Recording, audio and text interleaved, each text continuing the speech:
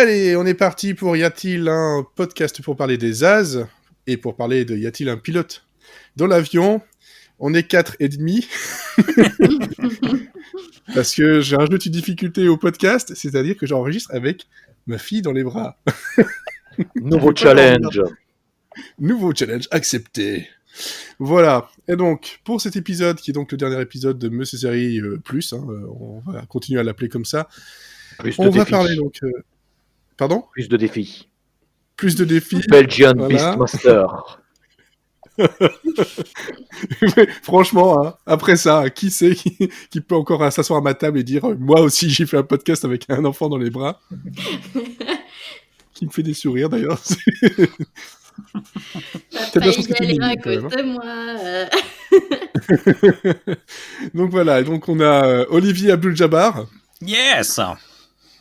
On a Florian Gonflable. Bonjour, je suis l'autopilote. Et alors, on a Randy. Oui, 29 ans et toujours pas marié. Quand même, ça. J'adore cette scène. C'est n'importe quoi, effectivement. Donc, c'est le deuxième épisode. On avait parlé donc de Hamburger Film Sandwich, Kentucky Fried Movie la dernière fois. Ici, donc, c'est Y a-t-il un pilote dans l'avion ? C'est pas pour lui qu'on avait décidé de faire ça. C'est pour Top Secret, mais Top Secret, c'est pas tout de suite. Hein, c'est dans 2 numéros. Hein, parce que d'abord, il y a Police Squad. Même si, bon, voilà, globalement, moi, je l'ai déjà un peu fait, mais allez, on va le faire ensemble, ça peut toujours être sympa. Donc, y a-t-il un pilote dans l'avion ?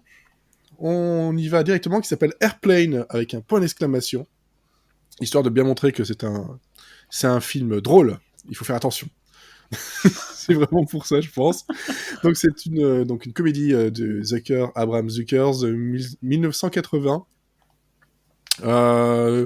qui, en gros, c'est une parodie de grands films catastrophes, et notamment de l'heure zéro, donc Zero Hour, un film de 57. Donc ça nous rajeunit pas non plus, moi j'étais pas né. C'est le moment où je peux dire que j'étais pas né. D'ailleurs, 1980, j'étais pas né. Moi aussi, c'est ça. Même en 80, j'étais pas né, donc comme la poisson. Voilà. Et bon, ce film... Oui. Moi j'étais poisson. Tu étais poisson. J'étais dans les couilles de mon père. Non, bon. j'étais poisson pané. Ah, voilà. D'accord. Je pensais à autre chose, forcément. Mais oui. Bon. Ben oui. Film avec Robert Hayes, Julia Gertie, Lloyd Bridges, Leslie Nielsen, Robert Stack, Peter Graves et Karim Abdul-Jabbar. Parce que, bon, pourquoi pas. Voilà. Il s'est ennuyé sur les terrains de basket, donc il est dit, tiens, je vais aller dans un avion. Et donc ça parle justement d'un avion qui part pour Chicago, et c'est la catastrophe. Ça, c'est le résumé que je pourrais faire, avec notamment... Ah, tes souhaits. C'est génial. Bonsoir. Ah putain, j'adore. On a un caméo ce soir. Vous avez ma fille Emmanuelle qui vient d'éternuer. Apparemment, le fait que je dise ça l'embête. Et donc ça parle... Oui, vas-y. C'est pas de ça d'où ils sont malades. Hein. C'est dans l'avion. Ah non, c'est pas de ça dont ils sont malades, effectivement. On va suivre... Ça a plus en rapport avec le pané. Ouais, effectivement. Ouais, effectivement. On va suivre surtout Ted Striker, qui est un ancien pilote de chasse qui a un sacré PTSD, hein, donc il est bien traumatisé et il peut plus monter dans un avion. Et de Helen Dickinson, hein, qui elle est une hôtesse de l'air dans justement le dit avion. Et comme il n'a pas eu le temps de pouvoir lui parler correctement, il la suit, et c'était pas forcément la meilleure idée du monde. Bah pour les autres passagers, voilà. Si. Pour les autres passagers, oui, parce que heureusement, il y a Findus. Pour rester dans le poisson pané. On est sponsorisé ? Non. À partir de maintenant, si jamais Findus, bon voilà, mon email, voilà. Bon. Donc c'est un film qui dure 85 minutes, et on est voilà, dans l'exemple type de la comédie des As dans sa grande splendeur, même s'ils vont encore monter en niveau par la suite. là, on sait, donc on s'embarque directement. Je pense que j'ai fait le résumé. J'ai réussi. C'est ça. Pendant qu'elle s'endort pas, hein, ça C'est- la réveille. Tu m'étonnes. C'est parce que t'es vachement intéressant, donc du coup. Ah ben, elle me regarde, en plus elle me fixe. Hein. T'es gênant. Elle Tu est peux pas voir le film, ouais, t'es tes trop paroles. jeune. T'es trop jeune pour voir le film. Bon, voilà. Je pense que j'ai rien oublié. C'est un film, donc il y aura eu une suite 2 ans plus tard, qui est dispensable et qui n'est même plus géré par les As. Donc voilà, hein, on va la laisser dans son silence le plus total. Hein, on va la laisser aller dans l'espace tout seul. Parce que je sais pas si ici je suis le seul à l'avoir vu. Je l'ai vu, mais il y a 25 ans, quoi. Donc, J'étais crois pas au que courant que ça jamais. existait, donc comme quoi. Mais Et alors le pire, Et c'est en fait, qu'en en français... fait, justement, en regardant le film, je me disais, mais est-ce qu'il y a une... Il me semblait qu'il y avait une suite, tu vois. Je savais plus si je l'avais rêvé ou pas, cette suite. Donc, si, 2 ans plus tard, mais c'est un kidam totalement inconnu au bataillon qui s'en occupe, et on a les mêmes acteurs globalement, hein, mais et puis c'est vraiment une ressucée de tout ça, mais c'est la suite de trop, alors qu'il y en a eu qu'une, quoi. C'est un peu le problème. Il y a des moments drôles, mais ça tire quand même pas mal en longueur. Et truc que moi j'ai trouvé drôle, justement parce que je revoyais, j'ai le DVD de celui-là aussi. Donc c'est que ça s'appelle Airplane 2 en anglais. Mais alors en français, c'est Y a-t-il enfin un pilote dans l'avion 2 ? Ça n'a aucun Donc, sens. Ça n'a aucun sens. En gros, ça donne l'impression qu'il y a eu Un demi. un autre 2, quoi. Je sais pas, tu l'appelles Y a-t-il enfin un pilote dans l'avion ? Pourquoi pas? Ou y a-t-il un pilote dans l'avion Mais 2? je pense que Pourquoi non, pas? je crois qu'ils ont fait exprès pour cadrer avec l'absurdité du film, quoi. C'est un tout petit Ouais, peu comme ouais, c'est un tout petit peu comme les suites, c'est un tout petit peu comme les suites de Y a-t-il un flic où en fait en VO Les c'est 3 quarts. les 3/4, ouais, 2/3, 3 et demi, Ouais. ce Oui, Final mais là, c'est Tragic. drôle que... Là, c'est j'ai le juste pilote dans l'avion stupide. 2. Oui. Et en plus de ça, le enfin, il est écrit, tu vois, genre, ils ont fait une espèce de petit oiseau en plein milieu parce qu'il n'y a pas assez la place pour écrire enfin à côté, quoi. Donc, bon, bref. On n'est pas là pour parler de ça, on est là pour parler d'un bon film. Et un bon film qui a pas mal d'anecdotes. Oui, Mais ben, il n'y a pas William Shatner, ce que je viens de découvrir, il y a William Shatner dans la suite. Oui, ouais. Il y a William Shatner et il y avait qui encore Ah, zut, il est décédé il y a pas très longtemps. Bref, c'est pas très grave. Il y avait des grands noms en fait, hein, mais c'est juste qu'il y a plus personne à l'écriture, quoi. c'est Voilà. dommage. Et plus personne pour en parler. Voilà, c'est ça. Comme on dit, il y a un bon moteur, mais il y a plus personne au volant, quoi. Donc C'était le principe du film. oui, c'est ça, exactement. Bon, alors les anecdotes Oui, et les et- chiffres. Commençons par les chiffres. On Mhm. est parti avec un budget assez modeste, hein, parce que, comme tu le disais, les As, ils étaient encore un peu des débutants dans le cinéma, donc on leur a pas non plus fait un chèque en blanc pour le film. Donc ils ont débuté avec un budget de 3,5 millions de dollars, ce qui permet quand même de faire pas mal de choses, surtout pour une comédie, mais c'est pas non plus énorme. Pas une folie. Voilà. Par contre, niveau recettes, rien qu'aux États-Unis, 83 millions de dollars et autant dans le reste du monde. Ça a eu un tel succès que. Attendez, je saute des paragraphes, alors je me rappelle plus. Mais oui, au bout des 2 premiers jours de sortie, ils étaient déjà rentrés dans leurs frais. Donc le reste, c'était du quand même bonus. C'est quand même beaucoup mieux qu'avec Hamburger Film Sandwich, quoi. Ouais. Non, il était dans le top 10 des films les plus rentables de cette année. J'ai ma fille qui vient de hocher de la tête pour dire oui. Eh Oui, ben, oui. tu vois, je suis approuvée en plus. Et donc, avec ces 3,5 millions de dollars, ils ont bouclé le film en 34 jours de tournage, ce qui est quand même pas très long. Bon, en même temps, tout se passe dans le même endroit, donc ça facilite. Hein. Oui, enfin, après, il y a quand même c'est une question de timing dans pas mal de gags, etc. Donc, c'est pas parce que ça se passe au même endroit que c'est forcément beaucoup plus facile. Hein. Ouais, mais alors, du coup, je l'avais pas noté, mais je l'ai lu, c'est qu'il y a beaucoup de gens qui pensent que y a eu beaucoup d'improvisation dans le film, alors que c'est pas du tout le cas. Genre, tout était écrit au mot près, tout a été tourné et dit au mot près. Et comme tout était vraiment calculé, je pense que ça a quand même facilité beaucoup le tournage. Ouais, et puis ce qu'ils disent aussi, eux, c'est qu'ils ont eu des acteurs qui étaient, et notamment Leslie Nielsen, qui étaient tellement bons que, en fait, souvent, ils respectaient tellement bien le timing de la comédie qu'ils arrivaient à faire les prises en une fois. Et notamment la scène où Leslie Nielsen dit dans combien de temps dans combien de temps on va pouvoir atterrir, et l'autre qui lui dit ça je peux pas vous dire, et l'autre qui dit mais si vous pouvez me le dire, je suis médecin, et qui me fait terriblement rire. Et donc cette prise là, ils ont fait qu'une seule prise, donc ils avaient aucun backup, rien, et mais du coup par moment ça allait super vite comme tournage en fait. Ouais, oui, c'est ça quand on a de bons acteurs et le talent. Et de bons metteurs en scène aussi, c'est le talent, ça aide à aller plus vite. Une équipe qui gagne. Et donc à la base, Airplane ne devait pas vraiment être un film, il devait être un film dans un film, et il devait apparaître dans la suite officielle, cette fois-ci, de Kentucky Fried Movie, mais comme du coup le film ne s'est pas fait, et qu'ils avaient quand même beaucoup d'idées à caser, ils en ont fait un film à part entière.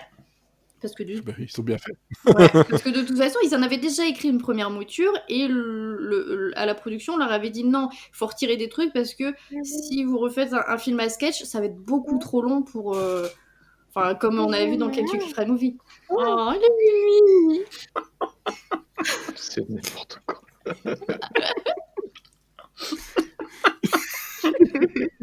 Vas-y, continue. Et donc, du coup, ils ont fait leur film. Et l'idée de base, elle est revenue parce que ils cherchaient des idées pour faire des sketchs.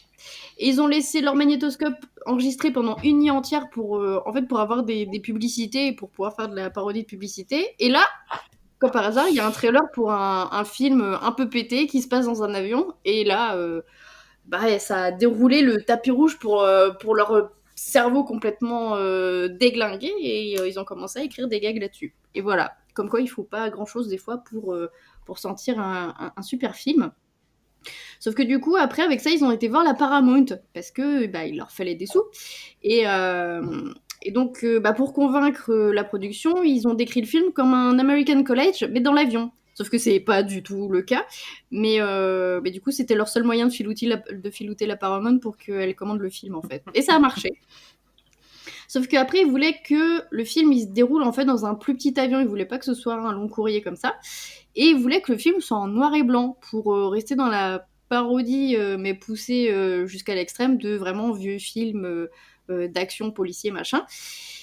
Sauf que Michael Eisner, qui était à la tête de Paramount, en fait, il a refusé. Il leur a dit que s'il voulait que le film se fasse, il fallait absolument qu'il soit tourné dans un avion commercial, plus grand, et qu'il soit en couleur. Parce que sinon, il avait peur que ça se vende pas très bien auprès du public. Donc bon, Tu m'étonnes.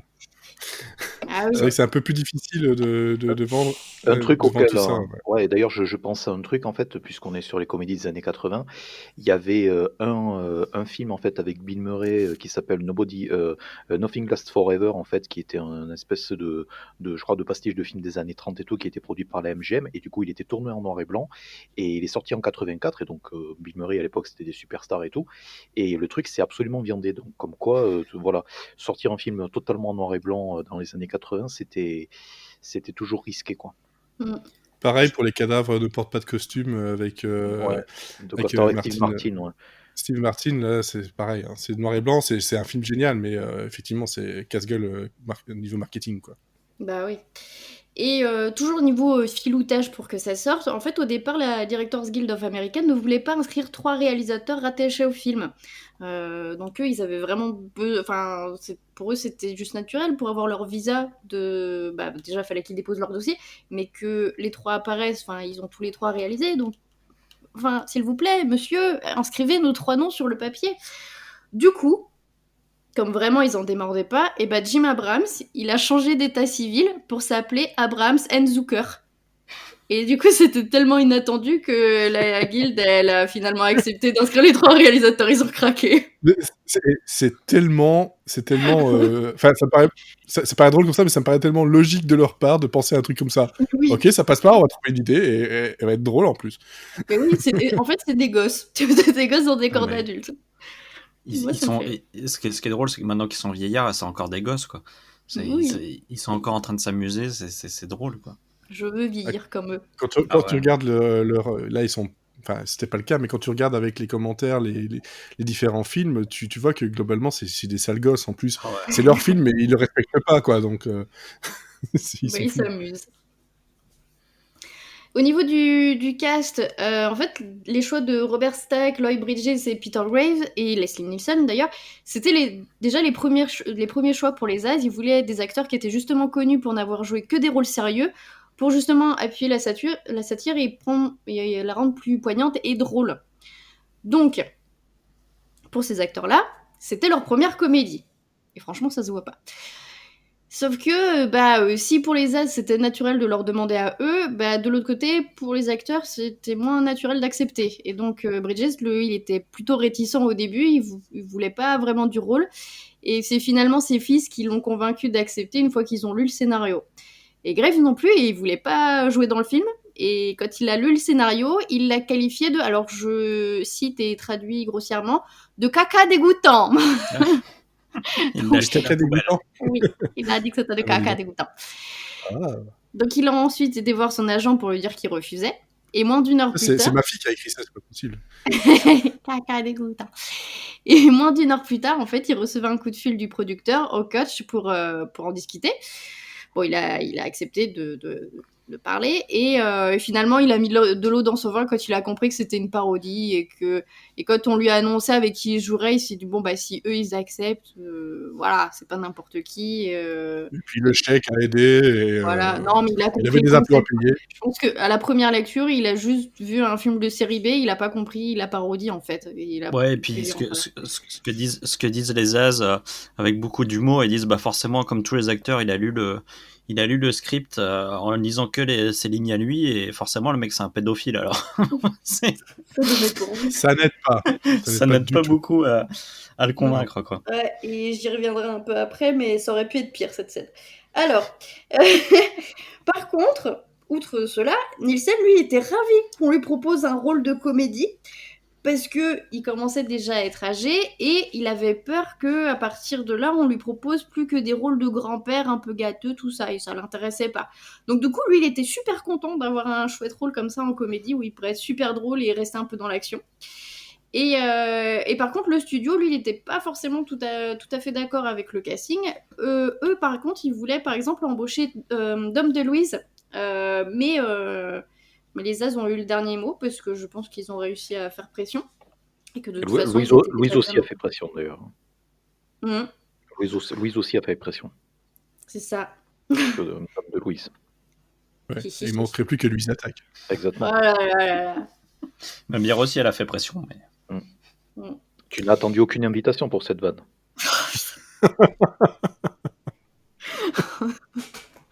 On continue, rattrape-toi parce que sinon je t'envoie le bébé. Une fois qu'ils avaient constitué leur cast, Bridges, il s'est vachement intéressé à son personnage. Du coup, il posait vachement de questions, genre ouais, mais mon personnage, c'est quoi ses motivations, et là les dialogues, pourquoi il dit ça et tout ça. Le truc qu'il n'a pas demandé aux As. En fait, il n'aura pas demandé à eux, il a demandé à Robert Stack et il lui a répondu que non, mais en fait, on s'en fout. Enfin, je veux dire, il y a tellement de gags visuels que personne va s'y intéresser à la profondeur de ton personnage, donc juste ferme ta gueule. Donc, du coup, il a fermé sa gueule. Sinon, parmi les personnages, les autres acteurs qui ont été envisagés du côté du studio, en fait, le rôle du Dr. Rumack, il a été proposé déjà à Christopher Lee. C'est lui qui a refusé. Et depuis, il trouve que c'était, et je cite, a big mistake. Je veux pas faire un lien avec un autre podcast, mais voilà. Bill Murray et Chevy Chase ont aussi été envisagés pour le rôle de Stryker. Pourquoi pas? Ah oui, pourquoi pas. Mais en même temps, c'est mieux que ce soit en tout cas à l'époque, un acteur moins vu et revu. Justement dans le rôle, histoire que ça ne vole pas vraiment la vedette, que tout le monde soit un peu au même niveau, en tout cas niveau principal, quoi. C'est ça. Et le rôle de Karim Abdul-Jabbar, il a été proposé avant lui à Pete Rose, donc joueur de baseball, mais justement, il jouait au moment du tournage, donc il n'était pas libre. Donc, on a été voir Karim, on lui a offert $30,000 pour jouer dans le film, mais lui, il a dit « J'en veux 35 000 parce que je veux pouvoir m'acheter un tapis oriental. » Alors, combien tu veux pour jouer là-dedans? Alors moi, je veux 500 €. Je veux juste une PlayStation 5. Il voulait un tapis, écoute. Je lui voulais un tapis à 35 000. 35 000 Et un tapis. Écoute, C'est n'importe quoi. chacun ses passions. Hein. Ouais, c'est clair. Bon, C'est un beau après, tapis, ça. on a quand même embauché la famille, puisque la femme qui tente de se maquiller dans l'avion, c'est Maman Zucker. C'est ça. Bon, bah, les fistons lui ont pas forcément... C'est quand même génial parce que moi, quand j'ai appris cette info là, je me suis demandé, tout d'un coup, j'ai une vision de moi en train de diriger ma mère, en train d'essayer de se maquiller. Je me suis dit, je le ferai pas. Et elle a une scène et on la revoit à la sortie de l'avion, d'ailleurs. Elle passe bien maquillée. sur les... voilà. Faut quand même être fou pour faire jouer sa mère ce genre de scène, quoi. Après, peut-être que c'est de famille, hein. Ouais, c'est ça. Ils ont l'humour comme ça de famille, quoi. On voit que c'est de famille, ouais. Parce qu'elle le fait très bien. Oui. C'est vrai. Moins drôle, Universal... Il y a aussi la mère d'Abrams qui joue dedans. C'est elle qui joue la dame qui indique à l'hôtesse que Leslie Nielsen est médecin. Donc c'est voilà. Un grand rôle. Ouais, le énorme. rôle de sa vie. Donc Universal a tenté de leur faire un procès, par contre, quand ils ont appris qu'ils voulaient que Ellen Reddy reprenne son rôle de nonne qui chante qu'elle avait joué dans 747 en péril. Du coup, ils ont pris Maureen McGovern à la place, comme ça on évite le procès. Les As ont aussi proposé à David Letterman de prendre le rôle de Stryker et lui ont fait passer des auditions. Ils étaient super satisfaits. Sauf qu'en fait, Letterman, il avait pas vraiment envie de le faire. Il se sentait hyper gêné dans le rôle. Et donc finalement, il a refusé. Par contre, les images de son audition ont été diffusées dans son talk show. Et c'était un grand moment de gênance pour lui. Voilà. Je pense que ça doit encore se trouver sur Internet. Ouais, ça se trouve encore. Mais c'est vrai que... Enfin... Même sans voir ces images-là, David Letterman, dans ce rôle-là, c'est... Non. Tu me dis Bill Murray, tout ça, Chevy Chase, ok, pas David Letterman, quoi. C'est pas du tout bon. Non, pas du tout.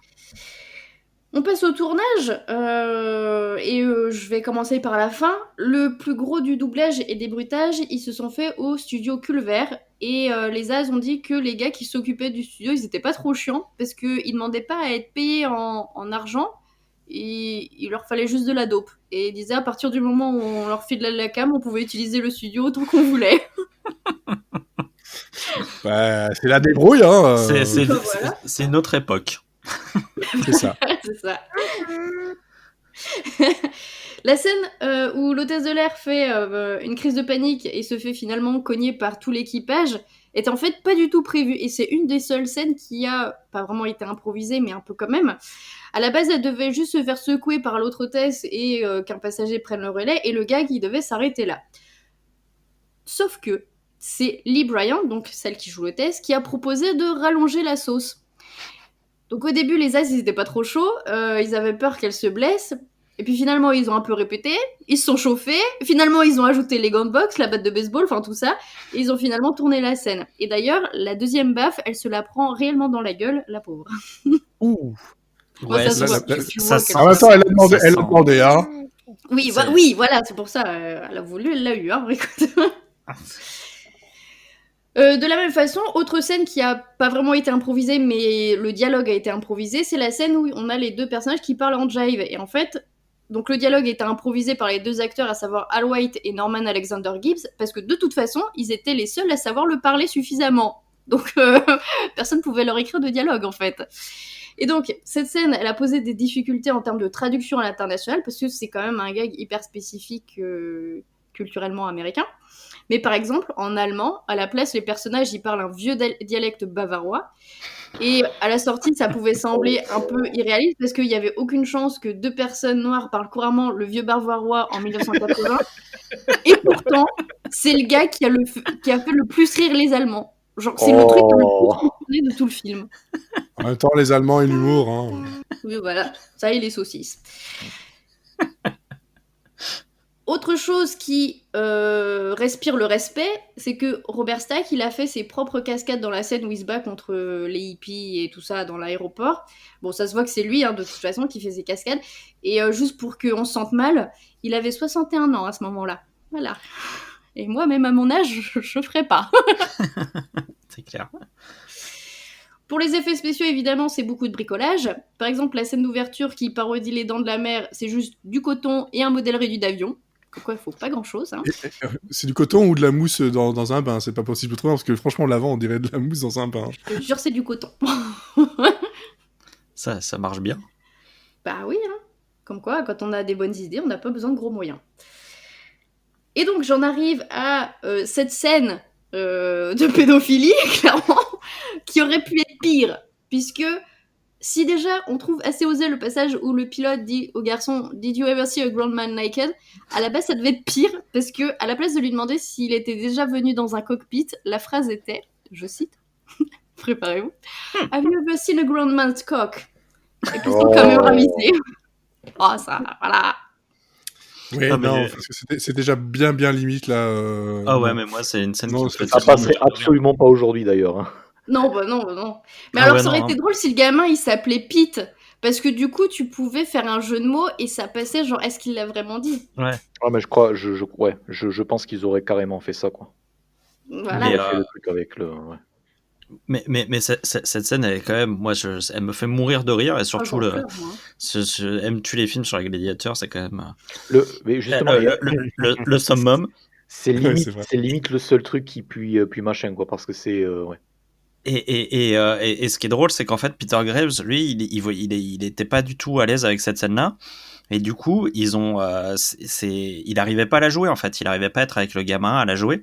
Et du coup, c'est vraiment les As qui, pour le coup, l'ont vraiment dirigé, mais au point où il disait, alors, à tel mot, tu regardes à droite, à tel mot, tu regardes devant toi, à tel mot, tu regardes le gamin, et du coup, en fait, moi, je trouve que la puissance comique de Peter Graves dans ce truc-là est absolument énorme. C'est devenu une scène culte. Et en fait, c'est vraiment, pour le coup, c'est vraiment les As qui l'ont dirigé de A à Z et de manière hyper pointilleuse sur la scène, quoi. Parce que lui, il était pas à l'aise, quoi. Oh oui, tu m'étonnes.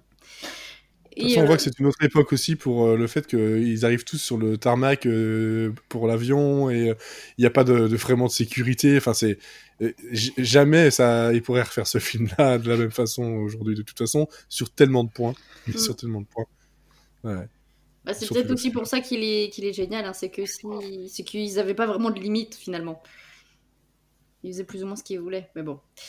Et au contraire de cette scène de cascade de Robert Stack qui s'est fait les doigts dans le pif, Robert Hayes et Julia Garty ont répété pendant 1 mois leur scène de danse qui parodie la fièvre du samedi soir. 1 mois. Qu'est-ce qu'on voit les fils j'ai remarqué parce que ici je l'ai vu mais sur une télé avec une grande définition. Les fils, on n'arrête pas de les voir. Alors justement, parce que juste avant que tu arrives, on en parlait, que je disais c'était la première fois que en fait j'avais pas fait gaffe avant, que justement on les voyait. Et donc Olivier nous disait que peut-être sur les derniers DVD, ça avait Ouais, été- parce que en fait, moi je l'ai vu avec la nouvelle édition Blu-ray qui est sortie et ça m'a pas du tout. Enfin, on voit ils sont maintenus par des fils parce que les mouvements qu'ils font sont pas possibles autrement, mais Oui, puis t'as le futal qui remonte. mais on voit pas les fils sur l'édition Blu-ray là qui est sortie dernièrement. Donc Moi, c'est en regardant sur Prime Video, donc je sais pas quelle version ils ont pris. Ouais. Mais je l'ai en DVD, hein, et je le vois pas tant que ça en DVD, mais sur Prime, en tout cas, ça sautait aux yeux, quoi. Mais plusieurs fois, et ça m'a. Je me doute bien que c'est comme ça que ça fonctionne, mais bon. Après, oui, non, et puis de toute façon, ça ils le disent ouvertement qu'ils ont fait exprès de laisser qu'on puisse voir aussi les trucs et astuces et les effets spéciaux parce que justement ils voulaient vraiment montrer la parodie de Ouais. série B, quoi. Donc Comme c'est le dos du bossu, où on voit la bosse un peu du truc où il y a... ouais, c'est ça. Le Quand il se fait gonfle un quand il se fait planter, on voit effectivement le truc qui amortit Ouais, le ouais. couteau, et puis toutes les scènes d'extérieur de l'avion où on voit que c'est une maquette, et en fait eux ils le disent, ils avaient la possibilité de faire des maquettes beaucoup plus précises, beaucoup plus réalistes, et en fait ils voulaient pas, parce qu'ils voulaient garder ils disaient on voulait être aussi nul que les films catastrophes de l'époque, quoi. Mais c'était ringard, ouais. Enfin, c'est surtout, c'est des trucs qui sont ringards. Ça s'inspire d'un film des années 50 où apparemment, enfin, d'après les rumeurs, les gens, enfin, qui ont déjà vu le film, L'heure zéro, c'est déjà bien repompé de A à Z en termes de structure.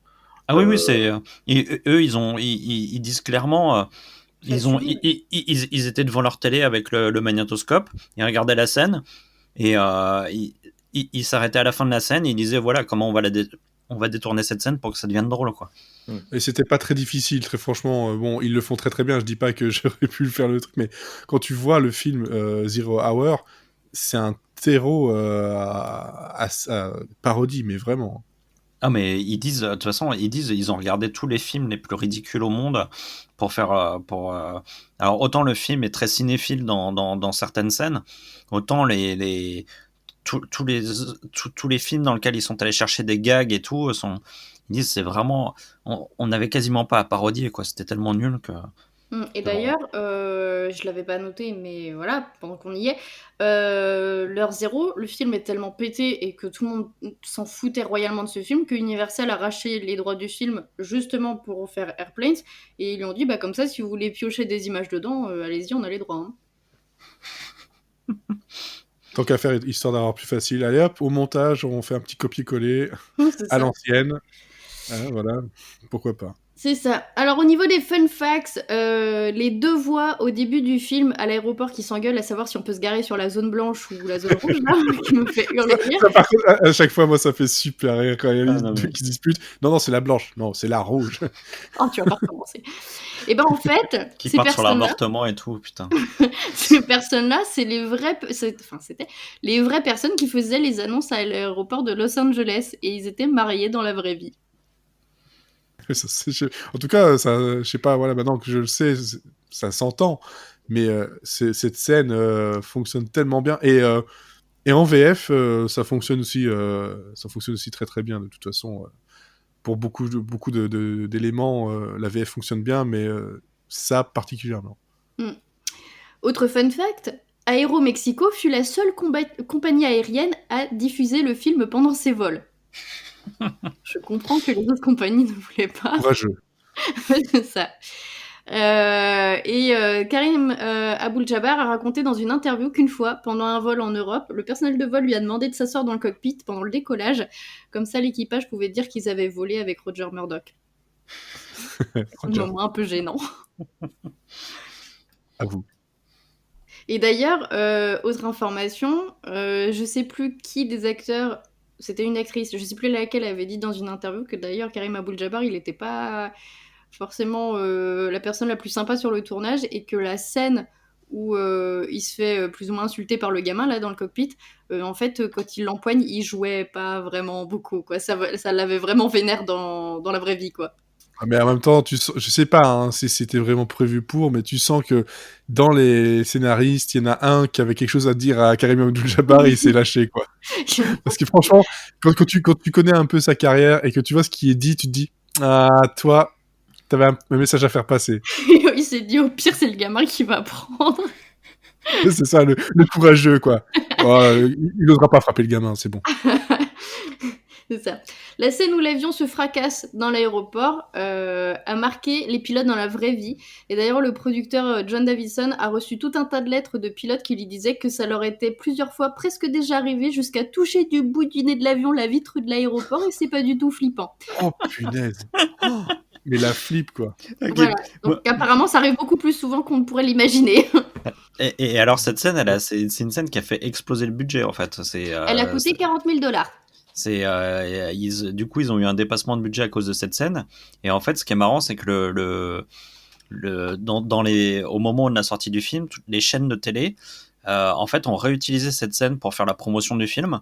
Et donc Paramount qui voulait pas de cette scène à la base et qui vraiment était dégoûté d'avoir dû payer pour ça. En fait, à la fin, ils sont allés voir les Oz en disant mais vous avez trop bien fait de la tournée, voilà, parce que tout le monde s'en est servi en fait. Bah oui, en même temps, elle est impressionnante comme cette scène, même si c'est une maquette et tout. C'est ce qui est génial dans cette scène, c'est le bébé qui vole. Mais oui. Moi, c'est ça que j'adore, c'est les petits détails et qu'à un moment donné, à la fin, t'as le bébé, le truc touche un berceau et t'as le bébé qui vole, et moi, ça me fait mourir de rire. C'est déjà, bon, moins que peut-être dans Hot Shot ou ce genre de choses, mais c'est un film où tu as intérêt à avoir l'œil mais partout. Et quand tu vois qu'il y a un dialogue qui est un peu long et pas très intéressant, c'est qu'en général, c'est juste pour couvrir quelque chose derrière. Et bah, sur ce point, en fait, c'est assez marrant, c'est que eux, en fait, finalement, c'est un truc qu'ils ont essayé sur ce film-là et qu'ils vont faire de moins en moins. Parce qu'en fait, ils se sont aperçus que en fait, les gags qui les faisaient moins rire, eux, en fait, c'était tous les gags où il se passait quelque chose en arrière-plan. Et en fait, ils se sont dit, pour qu'un gag fonctionne, il faut que ce soit quelque chose qui a un rapport avec l'action qu'on est en train de regarder, en fait. Et notamment les gags où il y a une pastèque qui tombe du plafond ou une lance qui se plante et tout. Il disait mais en fait ces trucs-là, quand on les a écrits, on était mort de rire, mais ça nous faisait rire, on s'arrêtait pas de rire. Et en fait quand on les a vus à l'écran, on s'est dit bah non en fait ça marche pas.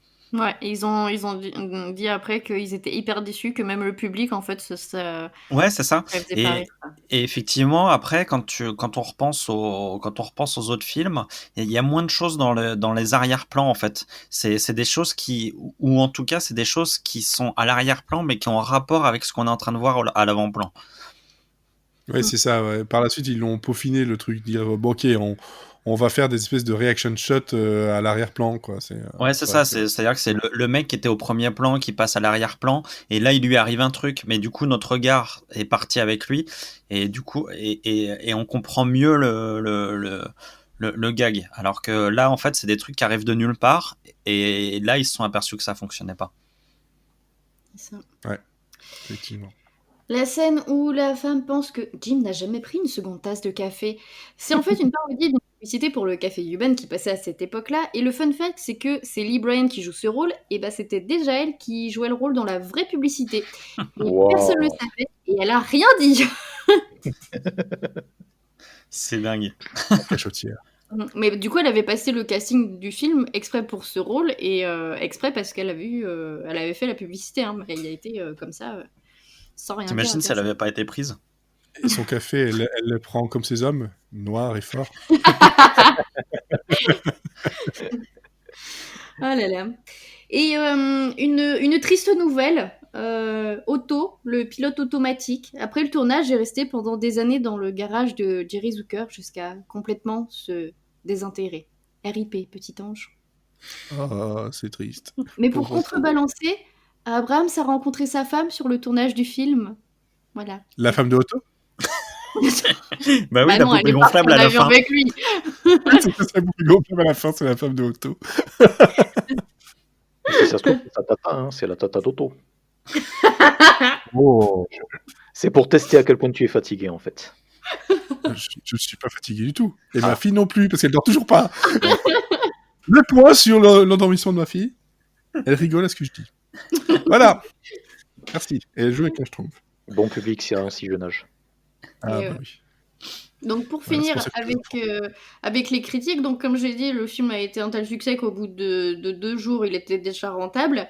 Et au final, la critique a été unanime. Ça a tout de suite passé à une des meilleures comédies de l'année 80. Et franchement, même en cherchant parmi les critiques les plus chiants, tous trouvaient que c'était génial. Donc j'ai même pas trouvé un couillon pour dire qu'il avait pas aimé ou que c'était nul.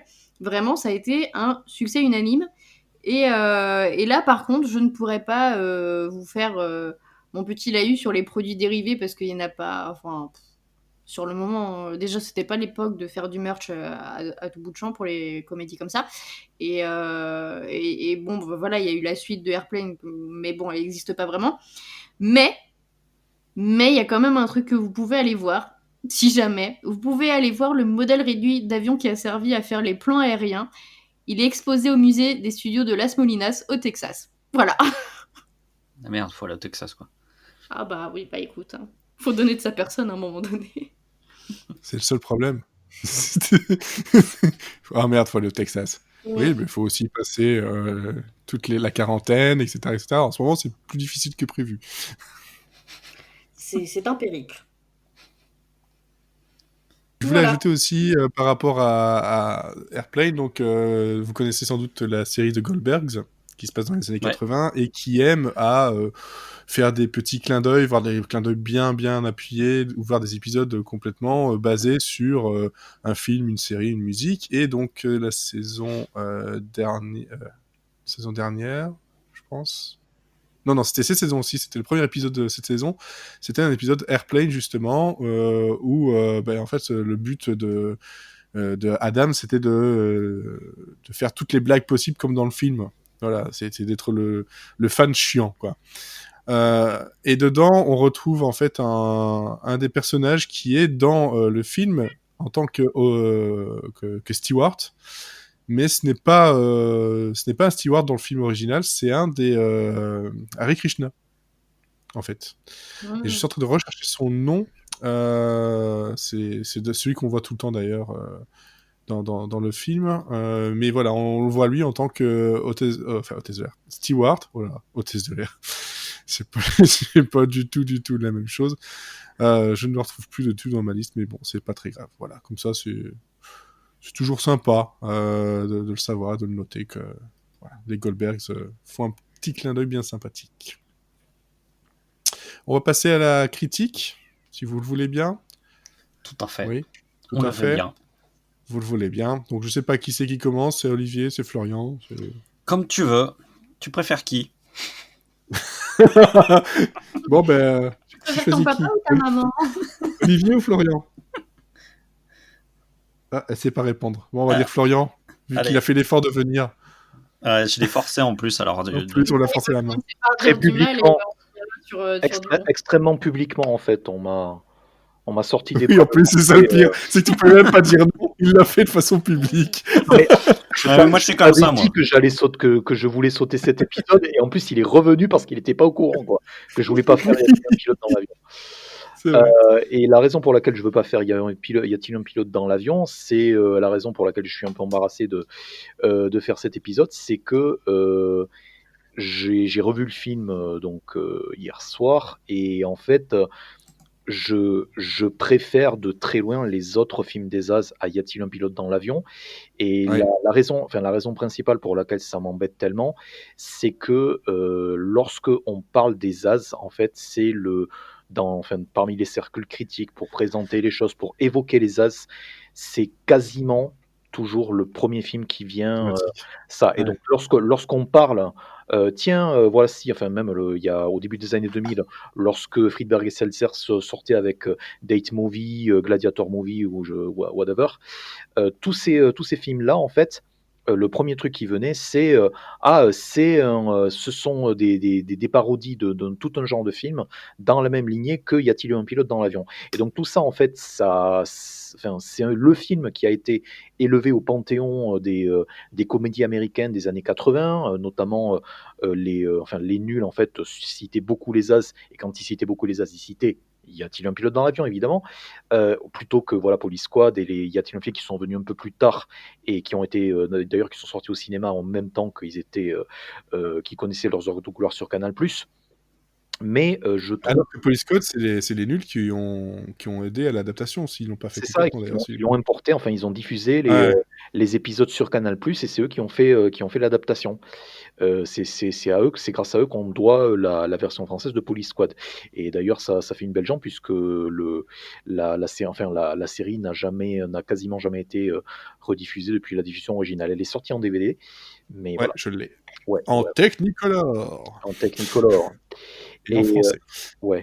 Je vais pas rechanter le générique. Ça sera pour les 2 prochains épisodes, si je suis invité. Toujours. Elle a rien dit. Si, elle a chanté, mais j'ai coupé le micro. Ah, okay. Donc ouais, c'est vraiment ça. C'est, on va dire toute l'excellente réputation en fait, que se tape Y a-t-il un pilote dans l'avion. Du coup, ça m'a conduit à revoir le film avec, avec beaucoup plus d'intérêt pour savoir si, ça tient toujours la route, hein. Et force est de constater qu'en fait, heu, il y a des choses alors il y a des choses que qualitativement, je trouve moins réussies que la série des Y a-t-il un flic et la série Police Squad et Top Secret qui vient après. Et il y a des choses qui sont juste, voilà, moi, mes goûts comiques. Et c'est vrai que, je ce qu'on connaît surtout avec les As, c'est la logique de un gag toutes les 10 secondes en fait, donc un rythme totalement effréné de gags. Donc s'il y a un gag qui ne marche pas, il y en a un autre qui arrive pour vous faire marrer. Et là encore, au revisionnage du film, c'est encore un tout petit peu sage par rapport à la série des Y a-t-il un flic? Notamment parce qu'il y avait plus de budget, il y avait beaucoup plus de préparation, mais dans les Y a-t-il un flic, c'est assez commun qu'il y ait au moins, 2 ou 3 vannes en fait, qui se passent en même temps en fait. Donc une vanne au premier plan, une vanne au second plan, une vanne au troisième plan, que tu as pas que tu découvres en revisionnant. Donc tout ça, ça fait des choses qui sont beaucoup plus riches, hein. Et ça, au revisionnage, en fait, c'est des choses où du coup tu réussis, à te marrer, même si tu connais, les gags, on va dire, principaux par cœur, ceux que tu peux capter au premier visionnage. Et donc il y a ça, il y a le fait que, les dialogues, en fait, tout le ton de Airplane, et c'est ça de Y a-t-il un pilote, est prononcé avec le plus grand sérieux, donc c'est-à-dire, Leslie Nielsen, tous les acteurs, à part, certains personnages secondaires, notamment en fait un des employés de l'aéroport en fait, qui débranche et rebranche les lumières voilà, Johnny, merci Elodie. Pardon, Randy. Son Euh, doublage en français, il est parfait en plus. ouais, ouais. Et tout ça, en fait, ce sont des acteurs dramatiques qui sont super sérieux. Et du coup, ça fait que enfin, je sais pas, ça fonctionne légèrement moins sur moi, à revisionnage, parce que du coup, enfin, ça les rend, on va dire, un tout petit peu, ça les rend un tout petit peu moins attachants, en fait. C'est-à-dire que, voilà, clairement, ils jouent des archétypes, ils sont engagés pour jouer des archétypes, donc ça, il y a pas de souci. Mais après, je sais pas, c'est des choses qui fonctionnent un tout petit peu moins. Tandis que, les Nielsen en Frank Drebin, donc tout le commissariat de Police Squad, en fait, j'ai l'impression que ça a été conçu avec, un certain sens, voilà, de faire des personnages qui sont très incompétents, mais aussi super attachants, en fait. Tu vois? C'est un peu, Police Squad, Police Ouais, plus de Academy, c'est un peu la profondeur, même de chose, tu vois? psychologie dans les personnages. Ouais, ouais, ouais. Ouais. Là, c'était pas ça qui comptait, là, c'était les gars qui comptaient, tandis que l'autre, c'était on va essayer de faire en sorte que le personnage compte aussi, quoi. Mmh. Ouais, ouais. Donc ça fait, Non, mais je sais pas, c'est un c'est ensemble de bien, raisons, ouais. donc c'est un ensemble de raisons qui fait que du coup, moi je me suis beaucoup marré, enfin faut pas se méprendre. Moi j'ai beaucoup ri à certains gags, mais si tu veux, j'ai beaucoup ri que j'aurais, enfin j'ai beaucoup moins ri que ce que j'aurais fait lors d'un revisionnage du premier Y a-t-il un flic, par exemple. Non, bah, ça, je comprends très bien, mais j'avais bien compris la première fois, et c'est pour ça que je pense aussi, voilà, j'ai fini par te donner la parole d'abord, parce que je me doutais que tu n'allais pas non plus avoir un truc aussi dithyrambique qu'on pourrait nous l'avoir, et ça permet d'avoir une espèce de balance aussi, parce que j'en connais du monde qui, y a-t-il un pilote dans l'avion, ça fait pas beaucoup d'effets, ou ça fait rire, mais parce que le gag, tu peux pas ne pas rire, mais que globalement, sur la longueur, c'est ouais, voilà quoi. Sur quoi je me rattache à part une suite de sketchs, quoi. Et c'est dingue parce que du coup, ça fait que 84 minutes, quoi. Le film, il fait, 1h20, 1h20 à tout péter, quoi. Et Ouais. le truc qui m'a le plus surpris, du revisionnage, je vais terminer sur ça, c'est que, je me souvenais plus du tout, de ce que jouait le personnage de Leslie Nielsen, donc je pensais que c'était déjà un flic alors que c'était un docteur. Et l'autre truc qui m'a vachement surpris, c'est qu'il est beaucoup, beaucoup moins présent que ce que je tends à ce que je pensais, ce que je me rappelais. Donc il y a le gag, enfin il y a un des gags final en fait pendant l'atterrissage, en fait, où il ouvre la porte et il dit, voilà, on veut que vous sachiez qu'on est tous derrière vous. Et Ouais. Désolé. Voilà, j'ai l'image à chaque fois. Bref. Et c'est ça. Et il y a ça, mais à part ça, il a genre deux ou trois enfin deux ou trois séquences dans le film, mais c'est pas forcément la partie la plus drôle en fait de chacune des scènes en fait. Donc voilà, c'est pas exactement Ah, la préquelle de Frank Drebin que je m'attendais à retrouver en fait. ah ouais, il y a quand même, il y a quand même un paquet de scènes où où il est très très très très très drôle quoi. Enfin, il y a des répliques là dans certaines de ces scènes. J'en ai dit une tout à l'heure. Et, et dans cette même scène, il y en a rien que dans cette scène-là, il y a 5 ou 6 punchlines qui sont juste excellentes, hein. C'est Are you serious? Don't call me Shirley, quoi. Voilà, mais c'est vrai qu'il y en a un peu moins il y en a un peu moins que dans. Oui, oui, papa, oui. Il y en a un peu moins que dans Police Squad, où là, il est le personnage principal. Là, c'est vraiment sous-utilisé, peut-être, ouais. Bah oui. D'accord. Elle dit oui, ça va. Voilà. Donc, tu vas passer à la critique directement, parce que bon, j'ai coupé encore le micro. Vous en avez. Sérieusement. c'est génial. Ouais, bah. Je pense que je le ferai qu'une fois, ça. Hein. Non, c'est bien. Moi, je trouve ça bien. Ça habille un peu les silences. Je trouve ça cool. Ouais. Et les sites raison des rires et des applaudissements, et nous, on a... Ouais, et puis je trouve vraiment que, en plus, ça décrédibilise pas du tout ton propos, quoi. En même temps, est-ce que j'ai besoin de ça, hein? Je vous le demande. Ben oui. Lève pas. Qu'est-ce que t'en dis, toi? Papa. D'accord. Vas-y. Franchement, c'était bien cet âge où on n'avait qu'un seul mot, quoi. C'est quoi ton avis sur le film, papa? Le podcast, il dure 30 secondes. Que penses-tu quand je te dis y a-t-il un pilote dans l'avion? Papa. Papa. Voilà. Aimes-tu les films sur les gladiateurs? Non, je ne le ferai pas. C'est... Non. Non, elle a dit non. Non, hein. Non. Vas-y, Olivier. Maintenant, rattrape-toi. Allez, hop. Oui, bah écoutez, monsieur Gonflable, ouais, j'entends bien ce que vous dites, mais tout ce que... Appelez-moi Otto. Tout ce que vous avez dit, c'est justement tout ce que j'aime dans le film, en fait. C'est-à-dire que si moi j'aime le film, c'est justement parce que c'est joué sérieusement et ça rend les scènes encore plus drôles, et c'est justement tout ce que je reproche au cinéma français. C'est-à-dire que le cinéma français, quand ils font une comédie, ils jouent la comédie, alors que dans ce film-là, la seule consigne que les As ont donnée à leurs comédiens, c'était justement de jouer comme s'ils ne savaient pas que c'était une comédie. Donc forcément, ça rend les choses plus drôles, parce que ça donne une certaine incompétence au personnage, et ça démultiplie, je trouve, l'effet comique. Et j'ai perdu ce que je voulais dire. C'est ça. Non, moi, globalement, moi, ça faisait très longtemps que, pour le coup, j'ai beaucoup revu les Y a-t-il un flic et tout, et en fait, j'avais pas revu Y a-t-il un pilote, parce que j'avais un peu peur du côté kitsch, en fait. J'avais un peu peur du côté un peu comme ça.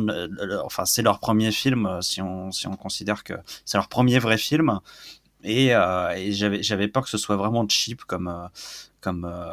et en fait, d'abord, la première chose qui m'a surpris, c'est que je trouve que le film a passé très bien le temps, et alors je sais pas si j'ai vu une version remasterisée du truc et tout, mais je trouve que en termes, au niveau de l'image et tout, ça tient très bien la route, même encore de nos jours.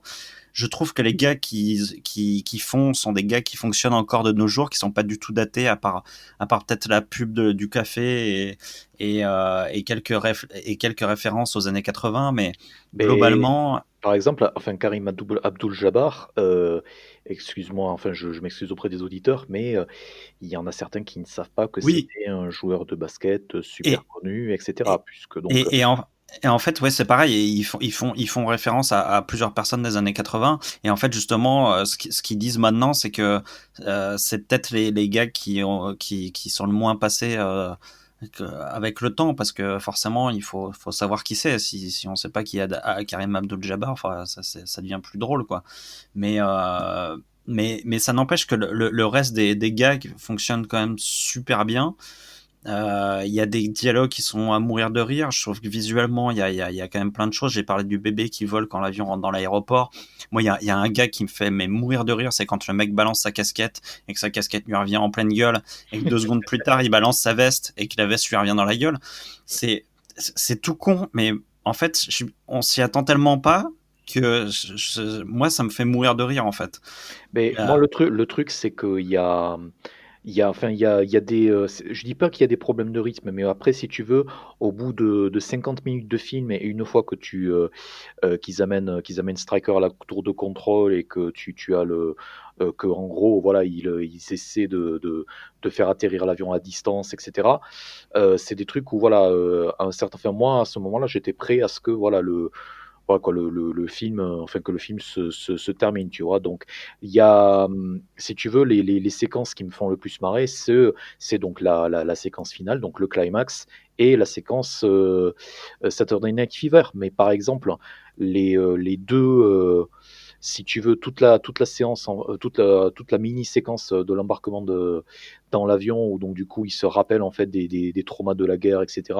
Et la séquence en gros où ils sont sur la plage, etc. J'ai trouvé ça que c'était, enfin, tu vois, je m'attendais à ce qu'il y ait le gag, je m'attendais à ce qu'il y ait la chute, en fait, sauf que non, en fait, le gag, c'est que c'est des parodies de trucs totalement cheesy, où ils essaient d'en rajouter trop, quoi. Après, forcément, tu as le gag où le mec est en train de se pendre, quoi, tu vois, mais ça n'en rend pas le truc forcément. Ouais, mais moi, en fait, moi, c'est aussi ça que j'aime bien, c'est que c'est aussi un film de cinéphile.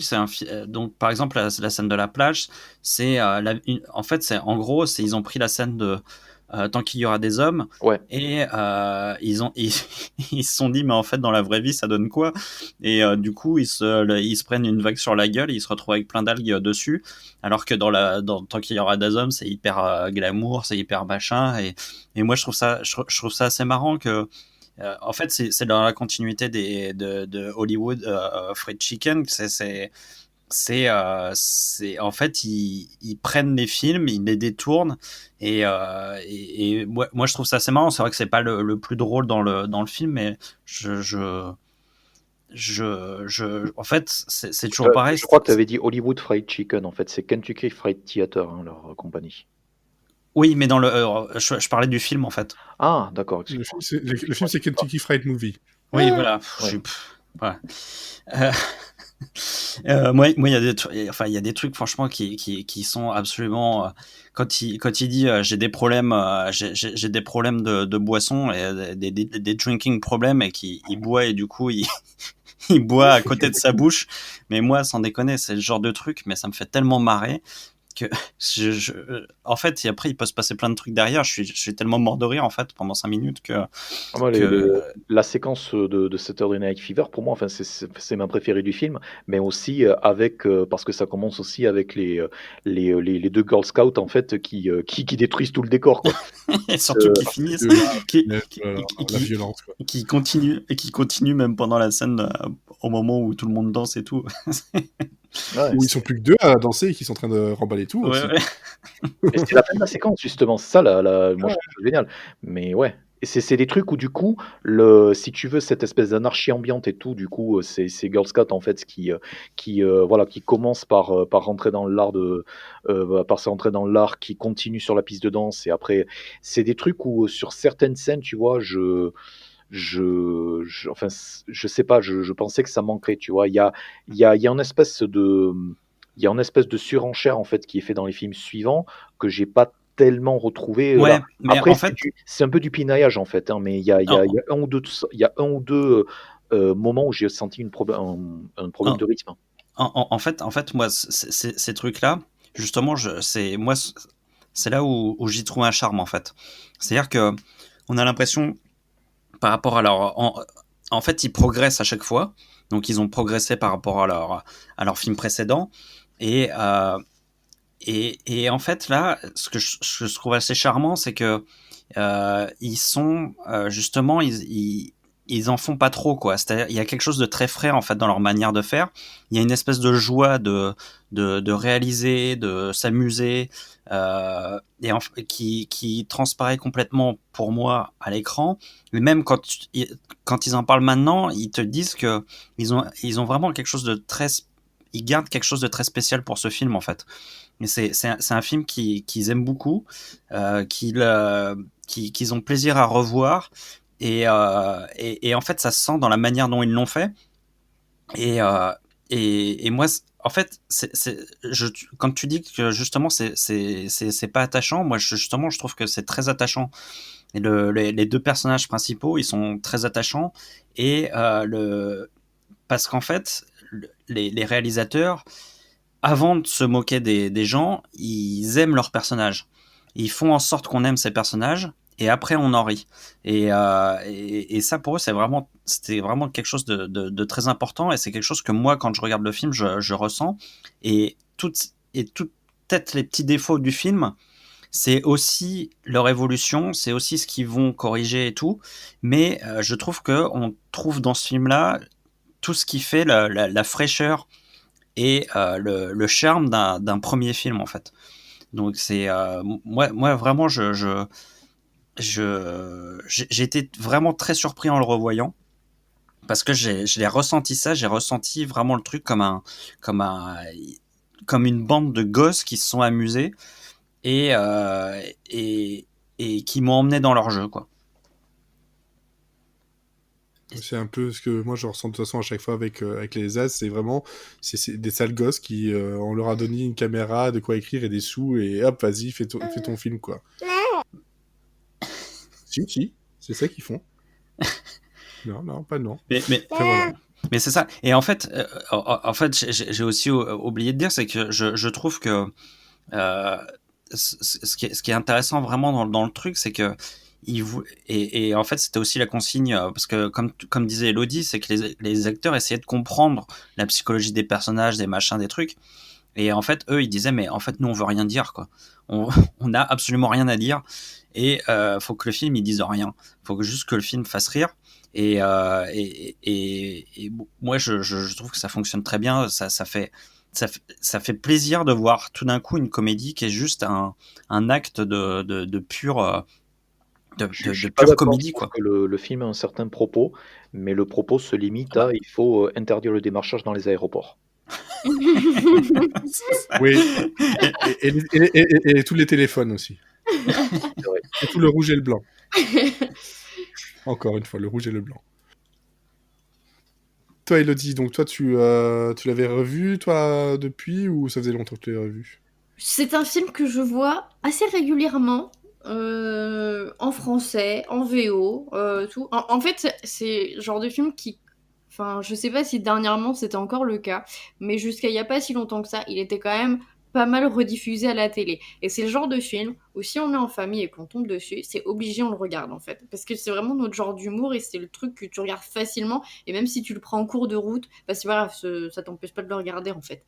Et donc oui, du coup, je l'ai beaucoup regardé ce film. Et il me fait toujours autant rire. Mais après, je suis aussi d'accord avec Florian et Olivier, c'est que en fait, c'est un film qui me fait beaucoup rire, mais c'est pas. C'est loin d'être celui que je préfère des As, en fait. Je trouve que c'est le brouillon de ce qui va arriver en suivant, quoi. Ça me fait rire, mais comparé au reste, beaucoup moins quand même. Mais j'aime beaucoup. Ce que j'aime Ouais. beaucoup, moi, c'est que c'est. Bon, bah, déjà, c'est complètement. En fait, c'est à la fois attendu et à la fois inattendu. C'est qu'il y a plein de gags où on se dit, bon voilà, s'il y avait un gag à faire, c'était celui-là, et ils l'ont fait en fait. Il y a des trucs, ça paraît couler de source en fait, même si non, pas forcément, on n'aurait pas forcément fait aussi bien, mais ils l'ont fait. Par exemple, la blague de Shit Hit the Fan, Oui, fallait la faire en fait. Mais s'il l'avait pas fait, on C'est aurait. tellement premier degré, quoi. Et alors, ce qui est génial, c'est il raconte à propos de ça, excuse-moi de te couper, mais il raconte une histoire excellente, c'est que le jour de la première, en fait, donc ils ont fait plusieurs projections avant de le sortir officiellement pour vérifier que les gags fonctionnaient auprès du public. Enfin voilà, c'est les projections habituelles. Et en fait, sur la première, le projectionniste a lancé la bobine 5 est passé directement de la bobine 3 à la bobine 5. Et donc, en fait, le début de la bobine 5, c'est le plan du ventilateur qui crache la merde.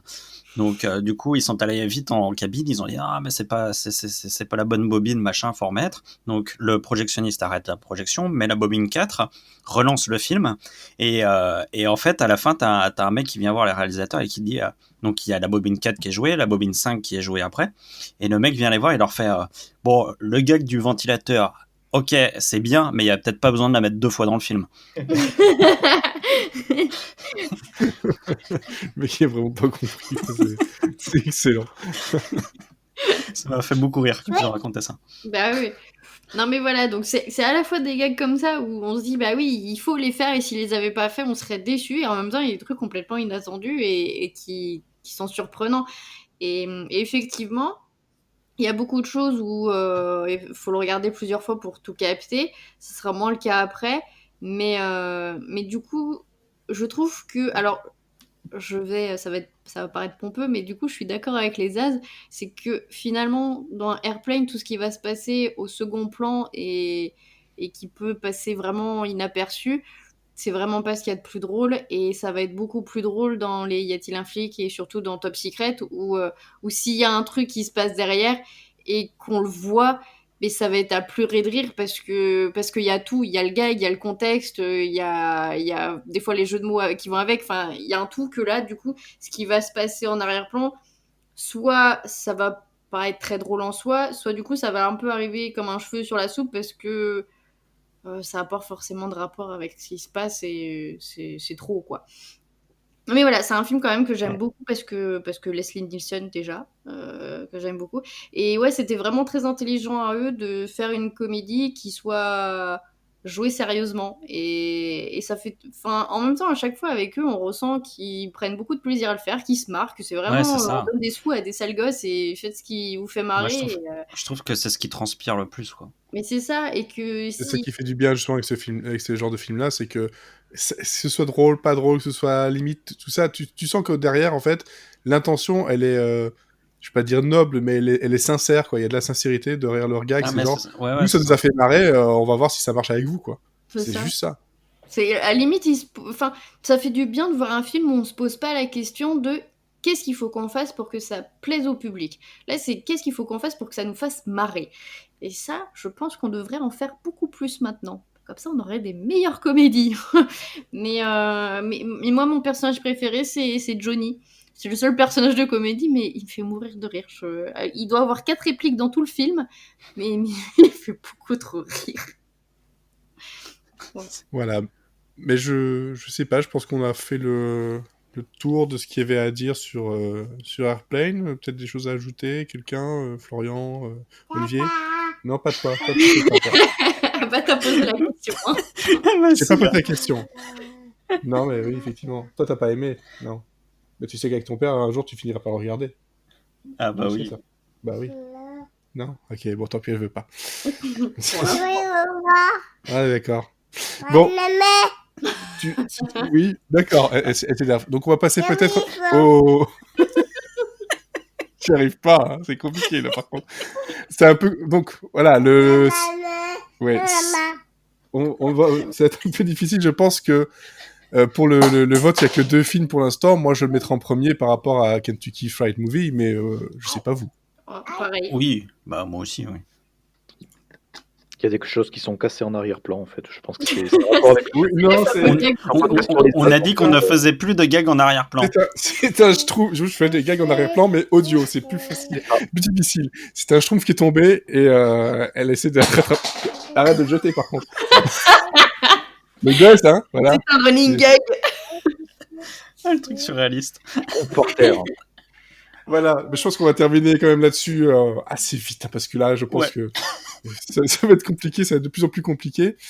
Donc, Et c'est le troisième On va le laisser par terre. Hein. c'est toujours le même. C'est toujours le même. Au moins, pendant ce temps-là, je fais un nouveau post-it de classement. Hein.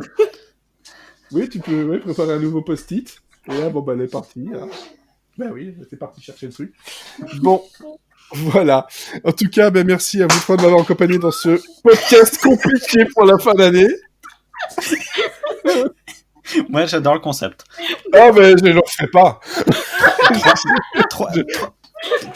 3 podcasteurs et un bébé. C'est ça.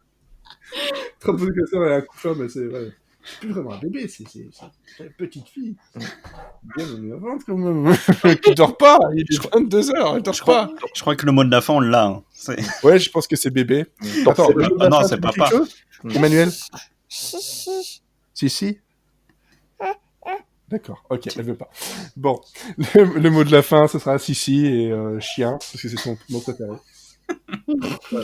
Tu vas tomber avec ce truc-là. Ok, bon, elle est partie, c'est pas grave. En tout cas, voilà, on va souhaiter à tout le monde de passer de bonnes fêtes, en tout cas le plus possible. On vous donne rendez-vous donc en 2021 pour la suite des podcasts et la suite y a-t-il un podcast pour parler des As? Oui, du chien, voilà, exactement. De mon ami Schwarzy et de Monsieur Selling and Friends. Voilà, donc un petit mot malgré tout, ou ça ira, on arrête comme ça. Papa. Le chien. Voilà. Le chien. Bon, allez, ciao à tout le monde et à bientôt. Salut. Aucun schtroumpf n'a été maltraité pendant l'enregistrement de ce podcast.